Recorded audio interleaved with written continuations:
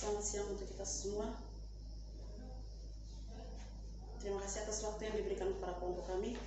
Hari ini kami akan mempresentasikan makalah pramuka dengan tema keterampilan pramuka 1.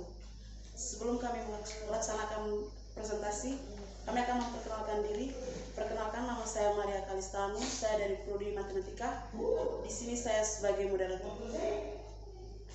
Perkenalkan, nama lengkap saya Katerina Kadi, saya dari Prodi Matematika, saya sebagai pemateri 1. Saya Maria Punitisuli, Prodi Pendidikan Musik, saya sebagai pemateri 2. Nama lengkap saya Maria Katerina Bahar dari Prodi Pendidikan Musik semester 3. Di sini saya sebagai pemateri 3.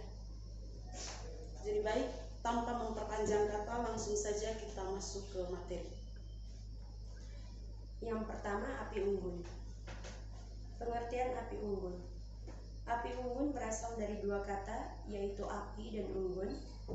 Kata api mempunyai kesamaan dengan agni, geni, bromo, dan latu, sedangkan kata unggun adalah unggukan kayu, timbunan kayu, atau tumpukan kayu. Jadi dapat disimpulkan bahwa api unggun adalah api yang dibuat atau dinyalakan pada unggun agar nyalanya lebih terang dan hangatnya lebih meluas untuk suatu kepentingan. Yang kedua, sejarah api unggun. Api unggun telah lama dikenal orang. Sebelum orang mengenal bahan sebangsa minyak, orang menggunakannya untuk penerangan dan alat penghangat di kala dingin. Pada hakikatnya, api yang dipuja-puja dan dikenal oleh orang Yunani kuno, Babilonia, dan Mesir kuno adalah api unggun. Demikian pula kebiasaan nenek moyang kita yang berdiam itu juga termasuk api unggun dan masih dijalankan di gunung-gunung atau dataran tinggi sampai sekarang. Yang ketiga, fungsi api unggun, yaitu sebagai alat pemanas di kala cuaca dingin. Yang kedua, alat penerang di kala suasana gelap gulita. Yang ketiga, sebagai alat pengusir binatang buas dari hutan. Yang keempat, sebagai alat ketentraman dan kegembiraan. Dan yang berikutnya, macam-macam api unggun. Yang pertama, menurut keperluan dan sifatnya. Api unggun resmi, yaitu api unggun yang dipergunakan untuk acara-acara resmi atau hikmat.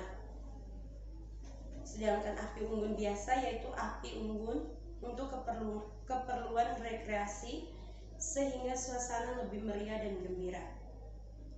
Menurut bentuknya dibagi menjadi dua. Yang pertama, api unggun asli, yaitu api unggun yang benar-benar dibuat dengan unggukan kayu dan diselenggarakan di tempat terbuka. Yang kedua, api unggun tiruan, yaitu api unggun yang tidak sebenarnya dibuat dengan unggukan kayu, melainkan hanya tiruan belaka. Yang kelima, syarat-syarat tempat api unggun. Untuk menyalakan api unggun harus memperhatikan tempat dengan syarat-syarat sebagai berikut. Yang pertama, tempat yang terbuka cukup luas sesuai dengan peserta. Yang kedua, tanah lapang yang cukup kering dan permukaannya datar. Yang ketiga, suasana sekitar lapangan tidak rimbun. Yang keempat, tempatnya jauh dari kediaman umum agar tidak mengganggu dan terganggu. Yang kelima, terlindung dari angin keras yang akan mengacau asap dan abu api unggun. Berikut teknik menggambar panorama. Pengertian panorama. Panorama adalah membuat gambar suatu pemandangan, medan alam, dan bentuk skitsa atau gambar sederhana yang menunjukkan suatu daerah dengan sudut pandang tertentu. Panorama berguna untuk melukiskan situasi dan kondisi suatu tempat pada satu waktu, sehingga ketika suatu saat kembali lagi ke daerah tersebut, kita akan dapat melihat perubahan-perubahan yang terjadi. Yang kedua, teknik atau cara menggambar panorama. Cari arah sebagai yang ditugaskan dengan menggunakan kompas bidik atau biasanya dalam kisaran derajat, misalnya antara 150 derajat Celcius sampai 210 derajat Celcius. Jika arahannya diberikan satu sudut, semisal 140 derajat, arah dibuat dengan patokan ditambah 30 derajat dan dikurangi 30 derajat Celcius, sehingga menjadi 140 derajat Celcius tambah 30 derajat Celcius sama dengan 170 derajat Celcius, dan 140 derajat Celcius kurang 30 derajat Celcius sama dengan 110 derajat Celcius. Jadi, arah yang dibuat panorama menjadi 110 derajat Celcius sampai dengan 170 derajat Celcius. Yang berikut, bidik dengan kompas arah satu benda atau lebih baik benda yang terlihat menonjol sebagai titik pusat. Catat arah dalam derajat titik pusat tersebut. Yang berikut, lihat objek yang akan digambarkan dengan menggunakan alat pembidik dengan titik pusat, tempat di titik pusat alat pembidik, dan sisi kanan kiri tidak melebihi arah yang ditentukan. Yang berikut, gambar semua objek yang tertangkap dalam alat pembidik. Objek yang digambarkan adalah objek yang tidak bergerak atau berubah tempat. Yang berikut, setiap benda beri arsiran yang berbeda dengan ketentuan. Yang pertama, sebagai objek yang dekat diberi arsiran yang rapat, dan yang kedua, objek yang lebih jauh dengan arsiran yang lebih jarang. Yang berikut, pada bagian atas pojok kiri gambar, beri gambar anak panah yang menunjukkan letak arah utara. Yang berikut, bagi bagian bawah gambar menjadi 3 bagian, dan pada masing-masing bagian dituliskan.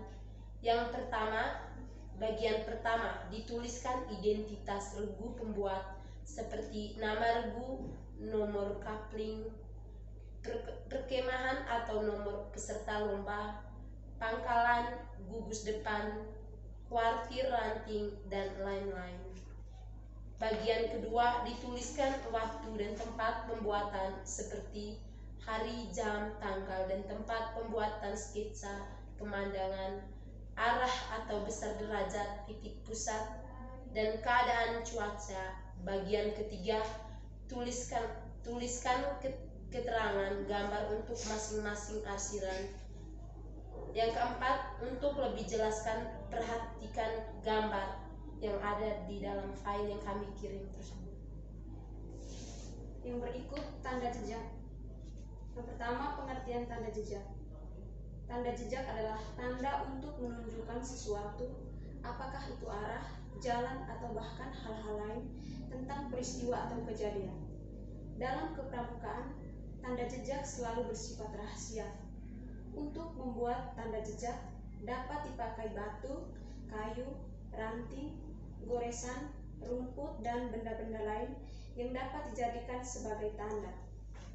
Tanda jejak digunakan sebagai alat pendidikan penguasaan, menumbuhkan kreativitas, tanggung jawab terhadap sesama, ketelitian dalam bertindak, kejujuran dalam memberikan informasi, kerjasama regu, kewaspadaan, cinta alam, dapat memanfaatkan sumber daya atau kekayaan alam dengan penuh tanggung jawab.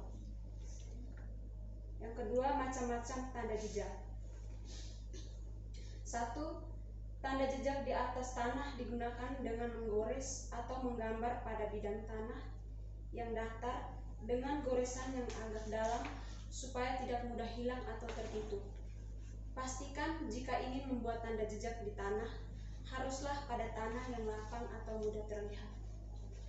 Untuk contohnya, teman-teman bisa perhatikan di file yang kami kirimkan ke grup. Yang kedua, tanda jejak menggunakan batu. Tanda ini cukup banyak digunakan oleh petualangan karena jika disusun dengan benar, tanda batu tidak akan mudah hilang. Yang ketiga, tanda jejak menggunakan ranting pada pohon. Ranting pada pohon bisa direkayasa sedemikian rupa untuk menunjukkan arah ataupun kondisi daerah yang umumnya dibuat dengan mematahkan ranting dan membuatnya menjadi bentuk sedemikian rupa. Yang keempat, tanda jejak dengan menggunakan rumput. Caranya adalah dengan mengikat beberapa rumput menjadi satu bagian dan kita buat menurut fungsi penandaan. Yang berikut, tanda medan. Tanda medan adalah simbol-simbol atau gambar-gambar yang melambangkan kondisi atau situasi medan dalam sebuah peta. Tanda medan juga merupakan sebuah tanda berbentuk gambar yang menunjukkan suatu tempat atau bangunan. Tanda medan ini digunakan dalam berbagai kegiatan mapping atau pemetaan seperti peta perjalanan dan peta pita sebagai penunjuk keadaan di kanan dan kiri jalan. Contoh tanda medan yang umum dan sering digunakan dalam kegiatan kepramukaan adalah seperti contoh yang sudah kami kirimkan ke grup. Terima kasih. Terima kasih kepada teman-teman yang sudah memaparkan materi. Selanjutnya kita akan masuk pada sesi tanya jawab. Untuk sesi tanya jawab akan kami buka pada kolom komentar pada aplikasi Eplink. Sekian saja presentasi kami, kurang dan lebihnya kami mohon maaf. Selamat siang untuk kita semua.